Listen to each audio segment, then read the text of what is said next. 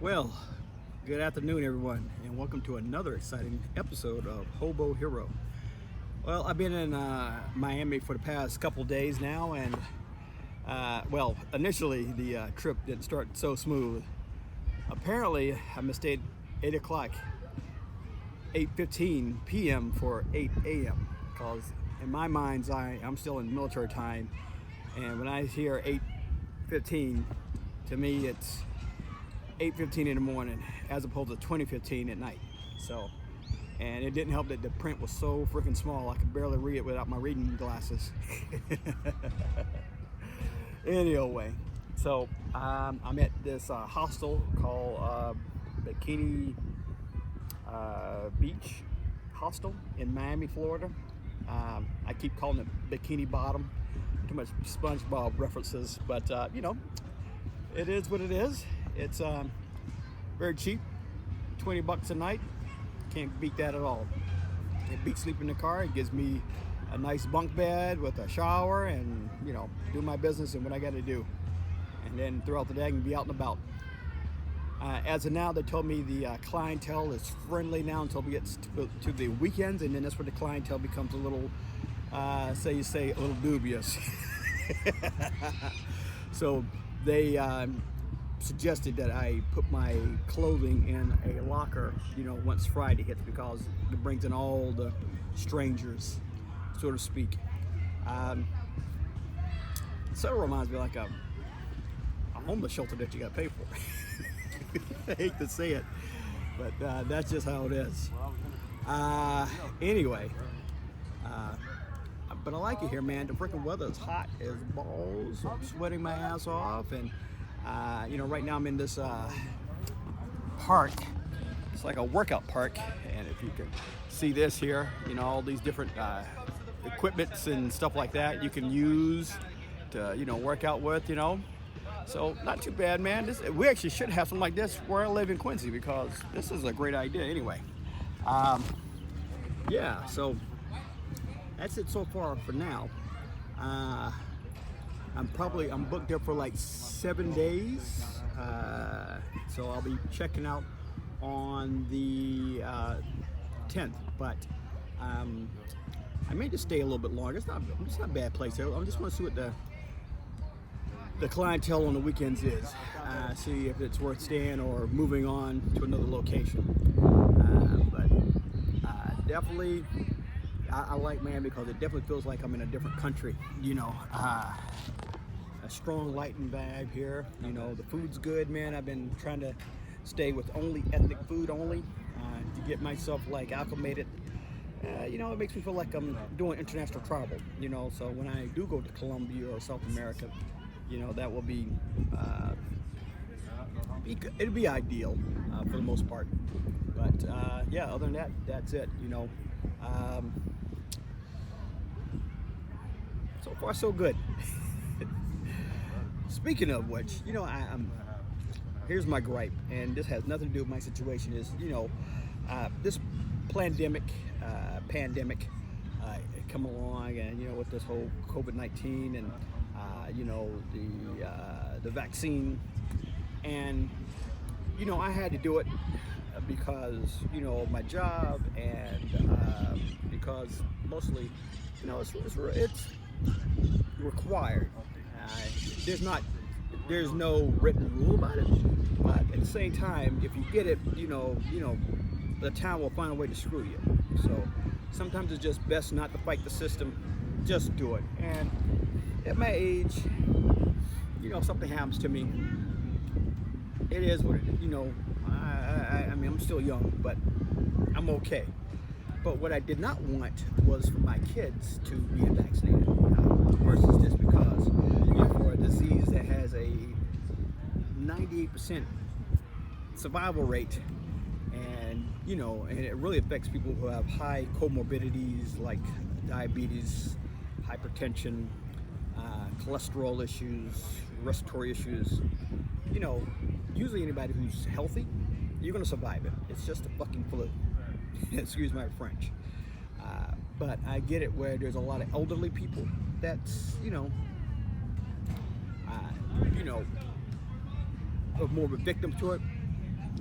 And unfortunately in America, everything is, every time a person dies, it's COVID related. So that's the lie. The lie is like, because apparently last year there was no cardiac arrest deaths, there was no deaths with pneumonia, there was no deaths for freaking any kind of respiratory issues. Any deaths, the big lie was it was COVID. Well, not really a lie. What they did was say COVID related. So, and we all know that when the hospital write down COVID related deaths, they get reimbursed. And also, anybody who's lost a loved one or family member to the COVID-19, they can also apply for assistance through the government, and it's usually between like 8 to 12 grand for funeral costs. So it comes down to money.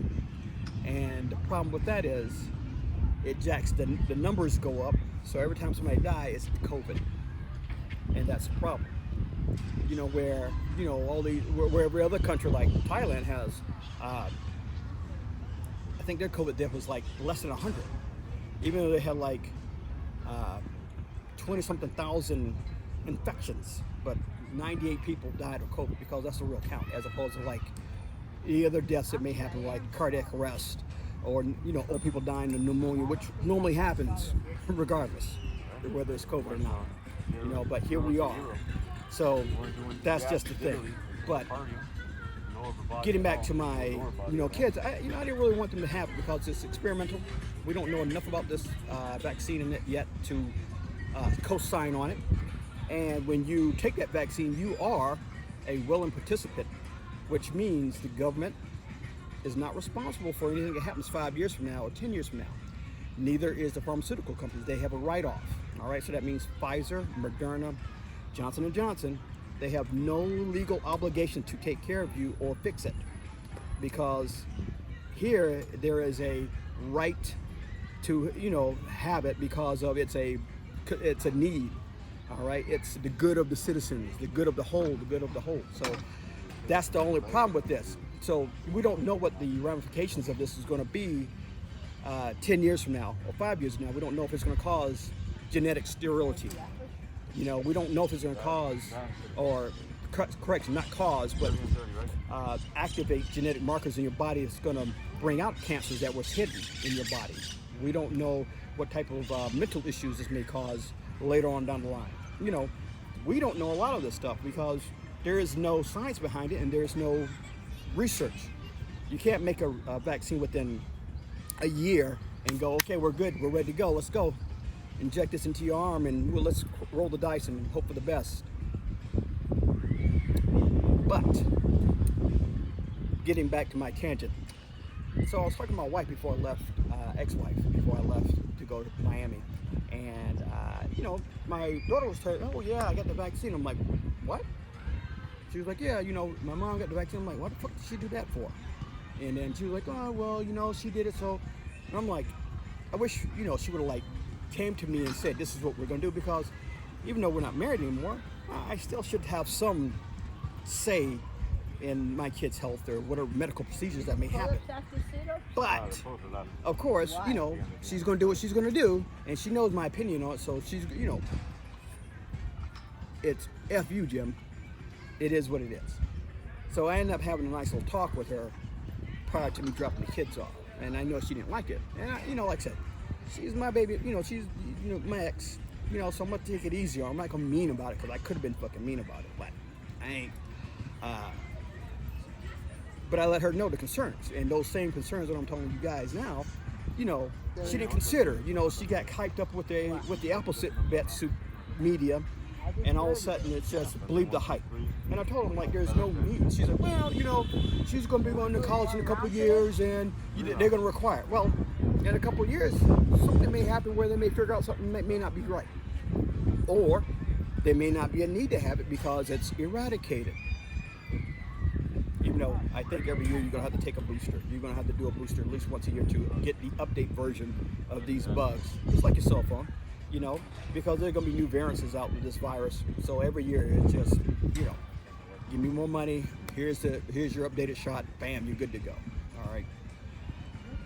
So I displayed my displeasure And I'm using the same tone I'm using right now with her because, like I said, I get it.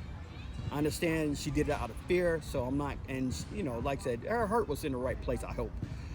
You know, she did it herself, so obviously it's not like she just, you know, gave my daughter the shot and she was like, I'm not gonna touch that. That's scary. You know, I get it.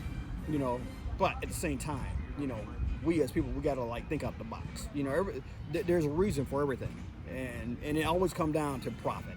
You know, but you know, we can get into the hype and we can start, you know, believing what everything we see on TV and whatever, you know, whatever they tell you, and you just suck it up.